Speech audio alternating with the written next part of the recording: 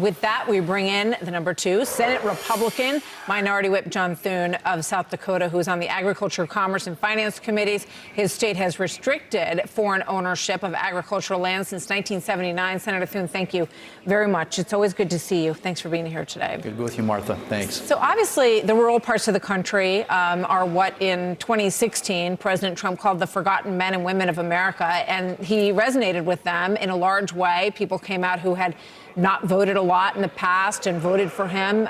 We know that from looking at the polling after the election. And now we're talking about farming in this country and land that has been sold to Chinese entities. In some senses, we're not even sure how much land they have because they have to declare that they're buying land in the United States. How big of a concern is all this for you? I think it's a big concern, Martha, and the reason farmers and ranchers are so supportive of President Trump and his policies is because under the Biden-Harris administration, what they've seen with inflation is a huge rise in input costs, declining commodity prices, and a record trade deficit. We never had trade deficits in agriculture. We always had trade surpluses. Last year is the first year ever we had a trade deficit. This year it's going to be over $30 billion, and they're saying the year after that, $42 billion trade deficit for agriculture in this country. And so when you look at the increase in fertilizer costs, the increase in diesel costs and land and equipment, and then the fact that commodity prices are going down, and then you see, like you said, what's happening with Chinese interests in this country in farmland and attempts to acquire farmland close to military bases. These policies of this administration have been an absolute failure when it comes to farmers and ranchers. So agriculture needs a new direction for this country, and the policies that President Trump brings when it comes to energy, when it comes to taxes, when it comes to regulations, when it comes to trade, is going to make American farmers and ranchers competitive again, and that's why we've got to have a change in November. So you heard what the president, the former president, was saying there. He said that he had a deal when he was president that China would have to buy $50 billion of American goods as part of, the agreement that was reached. And he said they're not doing that now. And he said Biden and Harris will never make them do that. Do you agree with that? And, has that deal slipped apart? And do you think that if Harris were president, she would hold China's feet to the fire? I feel like we've heard almost nothing about China policy throughout the course of this whole campaign so far, except what we just heard. And I think that's the problem, Martha, is they don't respect and revere Joe Biden or Kamala Harris. And so they prey on that weakness and they take advantage of that weakness. And that's why countries like China, with a president like President Trump, they were worried. They were fearful of what was going to happen next. And so, the way that President Trump used selectively and in a targeted way for people who are cheating when it comes to trade with the United States, countries like China, tariffs and trade policy, I think that is enormously helpful, was helpful when he was in the White House previously, and I think that's why farmers and ranchers are so anxious to have him back. If you look at what this administration has done in all those areas, they project weakness. And whether that's on national security or whether that's economic security, energy security, those issues are all linked. And this administration is sending signals to countries like China that our country can be taken advantage of. The way to change that is to get a strong leader in the White House. I want to ask you about a couple of other things. You've seen a lot of elections in your time in the U.S. Senate. What is your take on where this stands? You see how close it is. He's in Pennsylvania right now. It's 48-47. Trump-Harris right now in Pennsylvania. What is your sense of where this thing is headed, given it's the tightest presidential election we've had at this stage of the game in modern history?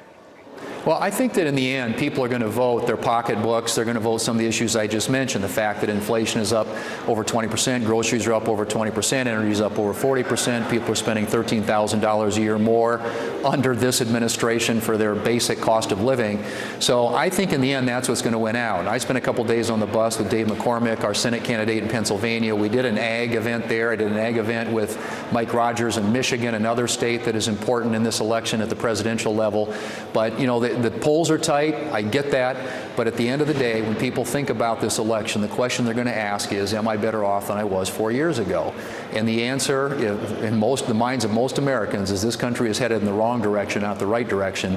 And the way to get it headed back in the right direction is to make that change in the White House and elect President Trump. So I think people across the heartland and states like Pennsylvania, other states where we have competitive Senate races as well, are in the process right now of evaluating these candidates. But I think the sugar high is wearing off of Kamala Harris. They know her policies are wrong, and they're going to be, I think, anxious to get President Trump in the White House and to give him a majority of the United States Senate to work with.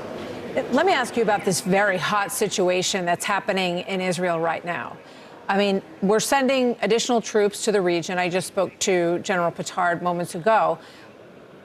Does that concern you? And do you see this headed toward a situation where the United States is going to have to help Israel defend itself with our own boots on the ground? I think that we have to be prepared to have Israel's back, you know, whatever that takes. And we all know who's behind this. It's Iran. It's Iran, it's Hezbollah, it's Hamas, it's the Houthis, it's all these Iranian militias that have been attacking American troops in places like Syria. This is Iran, and at some point we're going to have to confront that reality. Now, one of the things that, of course, this administration has done is they have, again, projected weakness, lifting sanctions, you know, making dollars available for Iran to be able to fund these terrorist organizations that are harassing Israel on a daily basis on their borders. We've got to make sure that Israel is safe and secure and stable. It will bring peace and security and stability to that region. And it's going to require, if necessary, America to have Israel's back. We've always said that, and when push comes to shove, we need to make sure that we're there to support them and to ensure that stability reigns in that region. And even with military action on the part of our own men and women? Well, I think, you know, you always hope that's the last resort, Martha. But at some point, we've got to confront the menace that is behind all this terrorist activity, and that is Iran. And the only thing they understand is strength. And what they've seen out of this administration is weakness. And countries like Iran, they prey on weakness. And at some point, we're going to have that confrontation in whatever form it takes. Senator John Thune, the #2 Republican in the Senate. Thank you very much, Senator. Always good to have you with us. Thank you, sir. Thanks, Martha. You bet.